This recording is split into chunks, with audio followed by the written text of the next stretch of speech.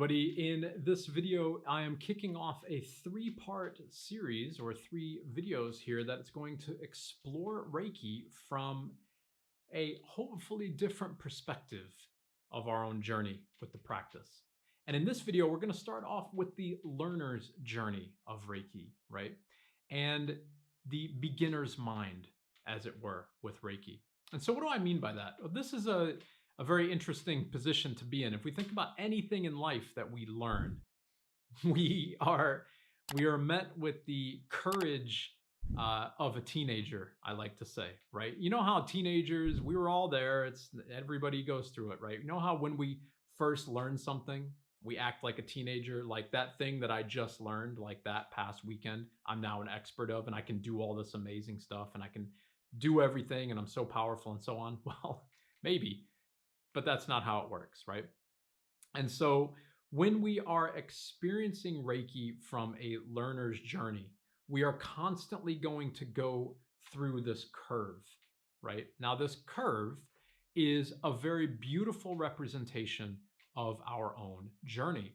So what I mean by this curve is, imagine you learn something new and you're kind of really high in your belief of the self, belief of your knowledge versus your actual knowledge, right?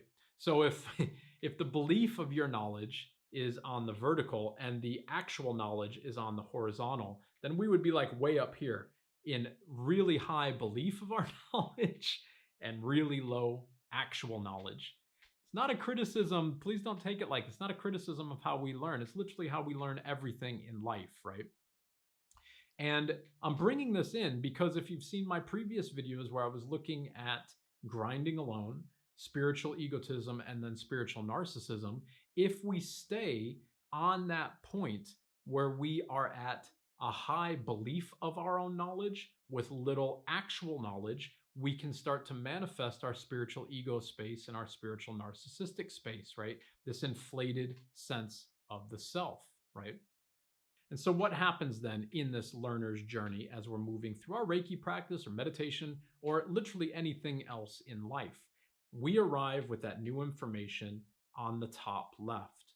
And then life begins, as it always does, to show us that we actually don't have much knowledge. And so our belief in our own knowledge starts to diminish. And as it diminishes, we get down to the core of the thing that we're trying to learn. And only once we get to that core are we able to then progress up with actual knowledge, right? Actual knowledge begins to increase. If we think about that with Shoden, with the initial knowledge of the Usui Reiki RYŌHŌ hands-on healing method, or level 1 in Reiki, indeed that's what we're doing, right? We're learning a new trade or a new technique to heal the body. And so we often emerge from Shoden with this idea that we can now heal everything and move energy and balance chakras and do all this type of stuff. That's our teenager belief. That is our belief in our knowledge, but with not a lot of actual knowledge because we've just learned this thing. That's not a criticism. I don't mean that to sound harsh. It's not a criticism. It's normal, right? This is why we have the 21 days of self-practice afterwards, because those 21 days help us to turn inside and help us to recognize that our actual belief in the self needs to soften so we can actually let the roots of Shoden or our initial training take firm hold, and then that becomes the foundation of our practice, right? And so as we continue through that and we continue learning what we're doing, then the practice becomes deeper, it becomes more entrenched. And in reality, at least with a Reiki perspective, is we are able to let go of the practice a little bit more, right? Well, then what happens on this learner's journey when we get to the other side, right? So we started off way up here, huge belief in the self. I can do everything. I'm super amazing. Life convinces us, hopefully, life has convinced us otherwise. And we get humbled by our own practice, by our own experience. Now we have to start down low and then continue to work up the hill of actual knowledge. But what happens when we get to the top of that hill? When we're up here, we're back here. This is the trick. When we get here, when we've climbed this mountain, we recognize that we're back to the learner's perspective, the inflated view of the self, the inflated view of our own knowledge, and then we start to get humbled again by it. And see, so we're constantly on this wave or this undulation of our own knowledge and our own practice. And so wherever we are on that journey, it's a learner's journey. This is why it's so critical to always keep learning and to never stop the movement within your own practice.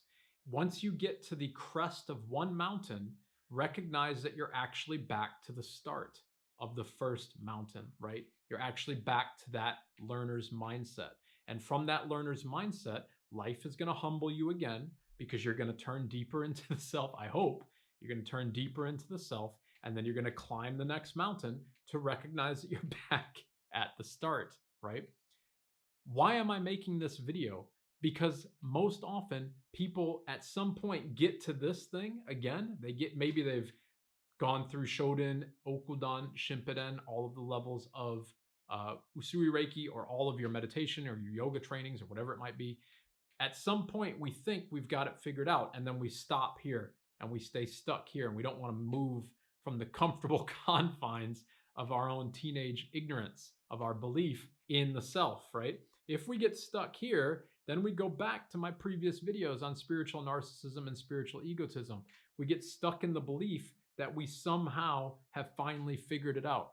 Well, I don't know about any of you, but I haven't figured it out. If I had figured it out, here's Occam's razor here. Occam's razor is the simplest explanation, is most likely the correct one.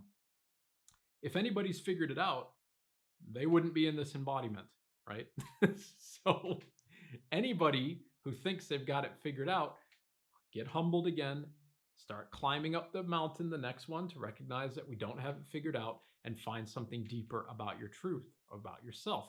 This is the learner's journey, and it's a really beautiful one, because every time we go through that whole cycle, we go deeper into the self, right?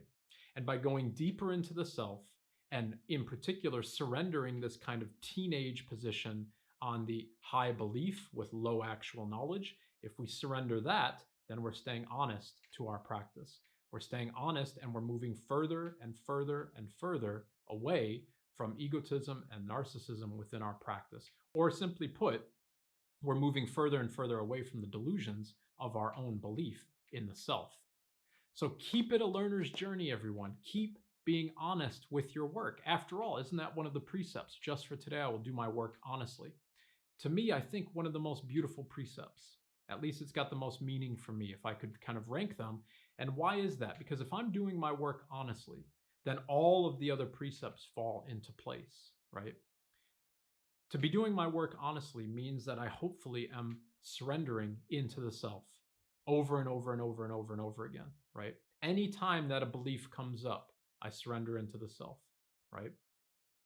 Because if I surrender into the self, then on that learner's journey, we could say that I'm at the very bottom, right? The lowest amount of belief in my knowledge, while still having some sort of foundational knowledge. And then from there, I can start to build up again. You know, like the delusion of the thing that I think I've just learned, surrender that, find out what you've just learned, and then really study it, right? Until it becomes integrated into the whole. That's doing our work honestly, right? To me, that's really profound. It's really beautiful. And that has ramifications on every aspect of our spiritual practice. It has ramifications on the way that we experience energy and that we experience everything with our clients, with our own journey, and so on. If we can recognize that at every moment you are somewhere on that curve, you might be right now climbing up to your wisdom, you might be hitting the very bottom, you might be at that teenager level. Any time in your experience, you are on that curve somewhere. If we can recognize that and keep moving on the curve over and over and over again, then to me, that's doing our work honestly, right? But where is the view? Where are we always looking? In the self, not to our clients, not to the external world, not to our connections, none of that stuff, right? Because that's all the belief of the self. In order to flow on that curve of knowledge, we have to look into the self, right? Doing our work honestly. So I hope that helps everybody. I hope that gives an interesting perspective on the 21 days of post-training integration and why that's so critical, so that we can witness that whole curve of our own journey, right? And why we need to turn in, and why we need to recognize with softness and kindness where we are on that learner's journey, especially when we're here, especially when we're in that full belief of the self.